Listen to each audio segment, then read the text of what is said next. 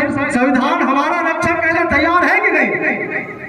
संविधान का परिपालन करवाना हमारा कर्तव्य है और ये चीज हम कर रहे हैं। हम कर रहे हैं इसलिए लड़ते हैं कि संविधान की रक्षा नहीं, संविधान का परिपालन होना चाहिए। होना चाहिए कि नहीं होना चाहिए? डर है अभी भी?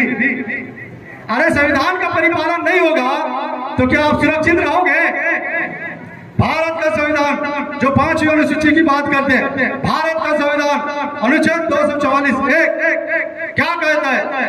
भारत का संविधान अनुच्छेद 13(3) क्या कहता है? भारत का संविधान में अनुच्छेद 19 और 5(6) क्या बोलता है? तो इसका परिपालन करवाना पड़ेगा ना। किसको करवाना पड़ेगा? जो इस संविधान को नहीं जानते उनको। तब तो हमारे लिए काम कर, नहीं तो हमको उसको रक्षा करना है तो फिर गड़बड़ बात है। लोग आपको भ्रमित कर रहे हैं धर्म खतरे में, एक तरफ वाले बोल रहे हैं संविधान खतरे में है, तो हम उसी लड़ाई में पिछड़े जा रहे हैं कि यार संविधान को बचाएं कि धर्म को बचाएं, और लोग मजा कर रहे हैं। मूल निवासी का दुश्मन इतना धूर्त और बेईमान है, मूल निवासी का दुश्मन इतना धूर्त और बेईमान है, आपस में लड़वाता है और दूर से मजा लेता है, दूर से मजा लेता है। ST SC OBC बोल के मजा ले रहा है। यहाँ पे नगर पंचायत का उपाध्यक्ष कौन होगा? जिला पंचायत का उपाध्यक्ष कौन होगा? जनपद सदस्य कौन होगा? सरपंच उप सरपंच कौन है? ये 5वीं अनुसूची कुछ और बोलता है और 5वीं अनुसूची में पैरा डाल के पैरा ने सप्लीमेंट्री डाल के पंचायत घुसा दिए। पंचायत घुसा के हमारे मैं बता रहा हूं, जिला पंचायत कोंडागांव, जिला पंचायत जगदलपुर, उपाध्यक्ष कौन है? अन्य समाज के लोग। अरे यहाँ पे तिवारी जी बन रहे, यहाँ पे बंगाली जी बन रहे, यहाँ पे अन्य लोग उपाध्यक्ष बन रहे, जनपद का सदस्य बन रहे, जिला पंचायत का सदस्य बन रहे, पंचायत में पंच बन रहे और पंचायत का नेतृत्व उन्हीं के हाथ में। मैं बताया ना, हमको संविधान में एक व्यवस्था में दे दिया, भैया तुम्हें तो अध्यक्ष हो, तुम्हें तो यहाँ के विधायक बनते हो, TSC होना चाहिए, उसका अध्यक्ष यहाँ का CM है, नॉन ट्राइबल व्यक्ति। मतलब हमको कैसे बेवकूफ बना के खतरे में हमको ला दिए। आज आपको समझना पड़ेगा, एक बाप और एक बाप। अगर JSU के स्टूडेंट है तो मैं आप लोग के लिए बोलूंगा, एक नाव में पैर रख के चलना अच्छा है या 2 नाव में पैर रख के चलना अच्छा है? ये तय आप लोग को करना। इसलिए दादा बरकाम बोला करते थे कि नालायक बाप के बेटे को कभी सम्मान नहीं मिलता। इसलिए हमको समझना है कि हमको एक बाप वाला बनना है कि कई बाप वाला बनना है। गोंडवाना अपने आप में सबको समाहित करके रखा है। हमारे बाप दादाओं ने आप सबका सम्मान किया। यहाँ ईसाई भी पनप रहा है, यहाँ पे हिंदू भी पनप रहा है, और भारत का संविधान कुछ और बोलता है और हो कुछ और रहा है। बड़ा दुख लगता है। साथियों, आपको समझना है, वन अधिकार अधिनियम भी लाने के बाद भी मांग कुछ और था, उन्होंने कुछ और कर दिया। पंचायत उपबंध विस्तार अधिनियम, जिसको पेशा बोलते हैं, उसमें स्पष्ट है पंचायत उपबंध विस्तार अधिनियम, यानी पंचायत को कहां पर विस्तार देने के लिए उपबंध बनाया गया? अनुसूचित क्षेत्र में। यही होगा ना, वही सार शब्द है उसमें, पंचायत उपबंध विस्तार अधिनियम। 93 में पंचायत अधिनियम है, पंचायत राज अधिनियम, और 93 में हमारे क्षेत्र में अनुसूचित क्षेत्र में भी घुस के 2.5 साल से ज्यादा अन्य समाज के लोग सरपंच बने थे। न जाने करके फिर पेशा की बात की, और पेशा में 96 लाया गया, जिसको 24/12/1996 कहा जाता है। और उस आंदोलन का करता धरता जगदलपुर जिला हुआ करता था, जो हमारा बस्तर संभाग है, और उसमें तोकापाल ब्लॉक है जो वर्तमान में, उस गांव से हुआ था, भुरुंगपाल गांव से, जहां से पेशा का आंदोलन चालू हुआ था। BD शर्मा कुमार जो तत्कालीन कलेक्टर हुआ करते थे, और उस संगठन का नाम था भारत जन आंदोलन। भाई 96 में पैसा की बात कहा गया, और पैसा के बाद अगर पैसा को नहीं समझे हैं, उसकी बात भी बोल रहे हैं कि अनुसूचित क्षेत्र में जितने भी प्रथम पोस्ट होगा वो क्या होगा, आदिवासियों के लिए आरक्षित होगा। तो हम तो भ्रम में हैं भैया, पैसा का नियम आज बना रहे हो, दूसरा दिन तक कैसे चल रहा था अध्यक्ष, आदिवासी कैसे जिला पंचायत का अध्यक्ष आदिवासी हो गए, आरक्षित हो गया था, उसी समय आरक्षित हो गया था। अब पैसा वाले बोल रहे हैं कि भैया यहाँ पंचायत में हमको रिजर्वेशन दिया है, तो नियम तो आज बन रहा है, तो कहाँ रिजर्वेशन दिए? एक तो और खतरा 243 यागा लाके नगर पंचायत बना दिया डौंडी को, सामान्य हो जाएगा, लेकिन पूरा डौंडी वाला 5 अनुसूचित क्षेत्र और 5 अनुसूचित का 13 दिन का डौंडी ब्लॉक में लागू नहीं होगा। 5 अनुसूचित क्षेत्र के अंतर्गत ये ब्लॉक जो आगे अगर सामान्य हो गया, नगर पंचायत अगर सामान्य हो गया, यहाँ पे नगर पंचायत भी बन गया है, तब भी यहाँ पे हमारा रूढ़ी प्रताप 13 दिन काम नहीं करता। कुंजाम जी 13 दिन काम कर रहा है।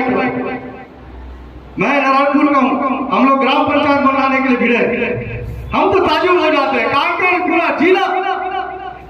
पूरा जिला 5 अनुसूचित क्षेत्र और 13 दिन का, जिसको भारत का संविधान में एक स्थान है रूढ़ी जन रूढ़ी गांव, वो कांकेर शहर में नहीं चलता। और नियंत्रण के बारे में उल्लेख किया गया है, प्रशासन और नियंत्रण, जो अभी भाई साहब बोल रहे थे वही प्रशासन और नियंत्रण किसके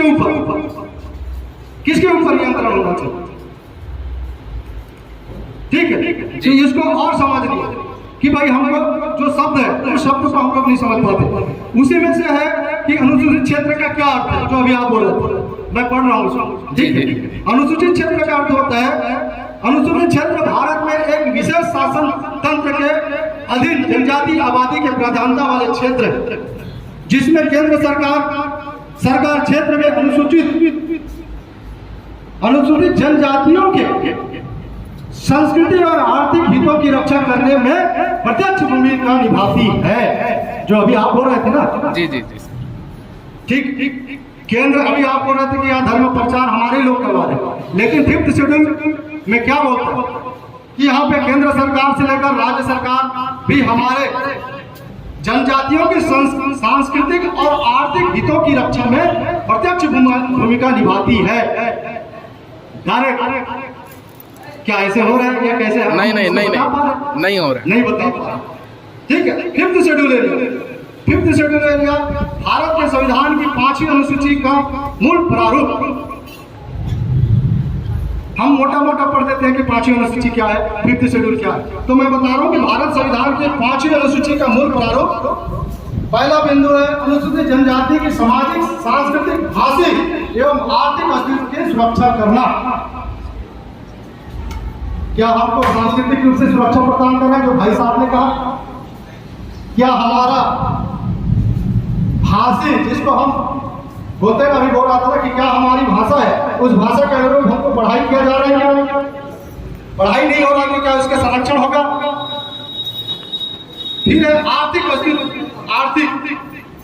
आर्थिक में हम 275(1) की बात करते हैं, केंद्र सरकार का विशेष मत 275 के तहत क्या हमको आर्थिक रूप से संपन्न बनाने के लिए कोई योजना चल रहा है, उस योजना के तहत सबसे ज्यादा ट्राइबल लोगों को उसका फायदा मिला। क्या माइंस में हमारा ट्रक नहीं है ना? तो ये आप लोग को और समझना, मैं दे दिया हूँ पॉइंट, एक दूसरे को समझते रहेंगे।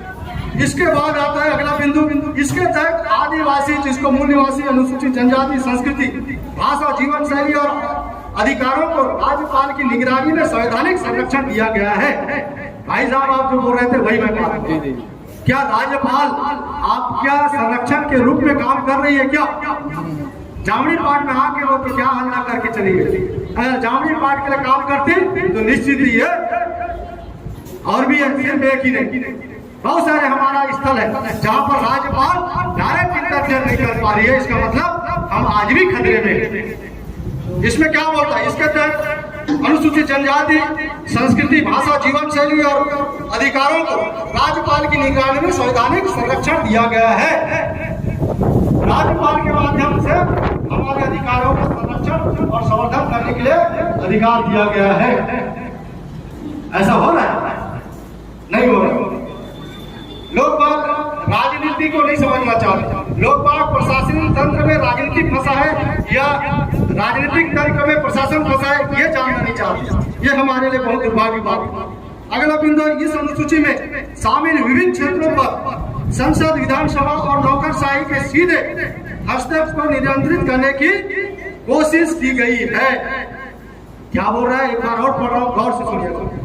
इस अनुसूची में शामिल विभिन्न क्षेत्रों पर संसद, विधानसभा और नौकरशाही के सीधे हस्तक्षेप को नियंत्रित करने की कोशिश की गई है, जिसको हम 13 का कहते हैं। रूढ़ी परंपरा को विधि का बल है। हम बोलते हैं कि नहीं बोलते हैं ना? और विधि का बल वाला जो समाज है वो क्या नौकरशाही यानी कलेक्टर और एसपी को घूमता टिका पाए हैं क्या? यह है। हम लोगों ने 4 काम किए हैं, इसलिए हम डांटते हैं। कलेक्टर साहब को साले से लगा गाँव है, वहां पर बिहार के अनुच्छेद 13(3) का पालन करवाए। अभी वर्तमान में ठेका में जहाँ पे 17वीं झंडा को फेंका गया था, अभी ज्यादा दिन नहीं, वहां पे हमने पूरा प्रशासनिक अमला को ग्राम सभा में आकर बताना पड़ा कि अनुच्छेद 13(3) क्या है। गाँव में रूढ़ी परंपरा को विधि का बल क्यों कहा जाता है, उस पर भी हम जीते। डोंगर बेटा भारत के क्षेत्र के अंतर्गत आता है, वहाँ पे केसर प्लांट था।